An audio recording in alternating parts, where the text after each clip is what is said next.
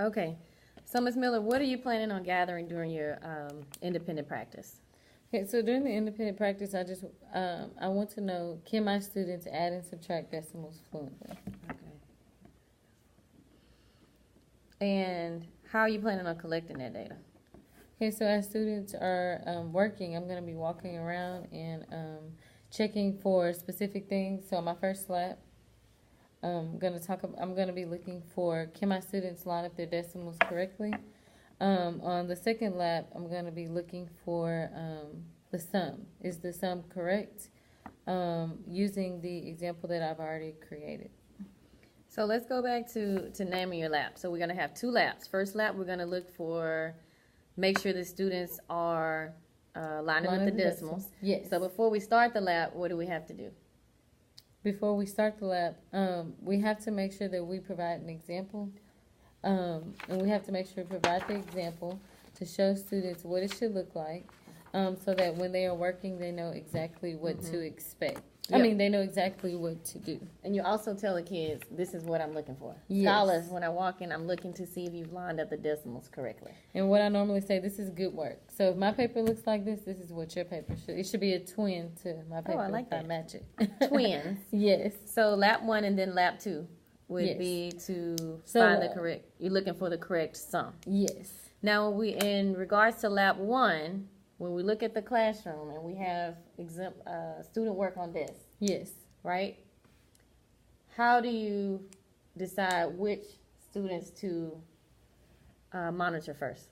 Okay, so the first group, normally the students that I consider getting the fastest, I go to them first. And I check them, and then I let them go on maybe to the next problem so that they're not disturbing other students.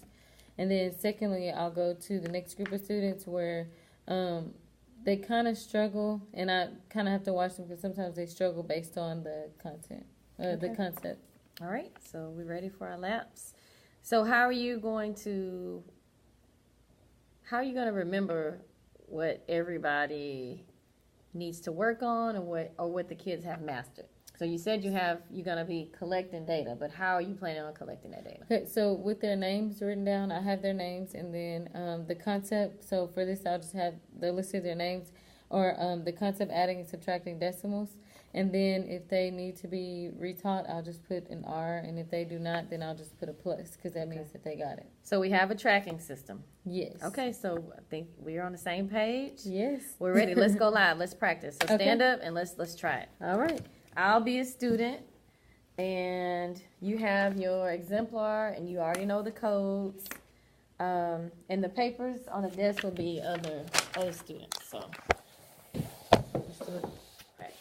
Okay.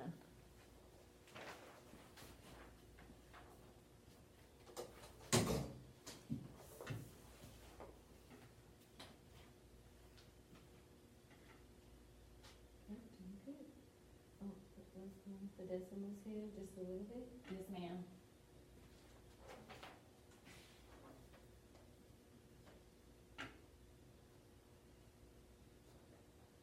Okay, so the first lap, I've already checked for the decimals, lining them up. So the second time, I'm going to come back and I'm going to check for, to see if we have the correct sum. Okay, so as you're working, you can just continue working. I'll come around and check. I'm looking to see, can we add those numbers up correctly? Okay, looks good.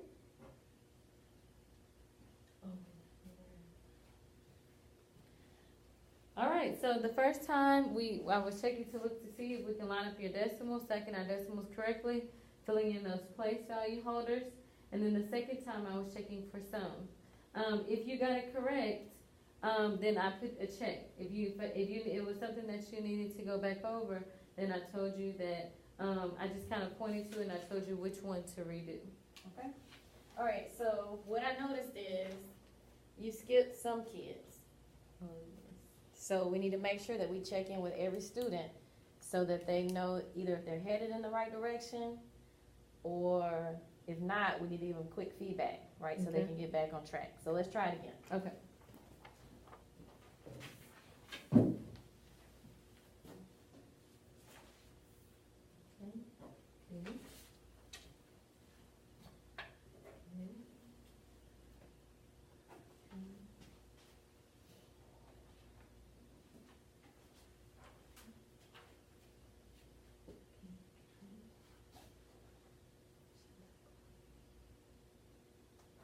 Good.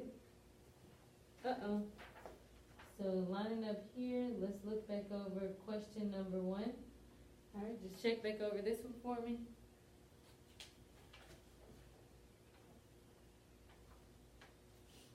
Okay, so lab 2 again. We're gonna Okay, so we can stop that right there. How did that feel? It felt good. I was trying to move really quickly, kind of checking for one thing, one thing or one concept, and just kind of giving them quick feedback.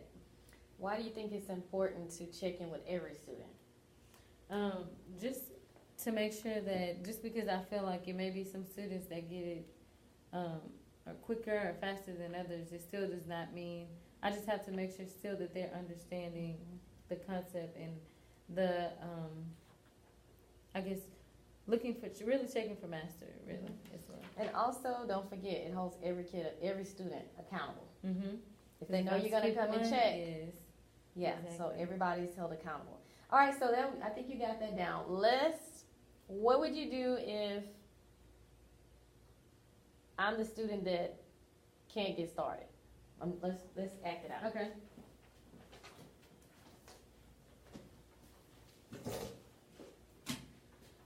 So here on number 1, I would say, okay, so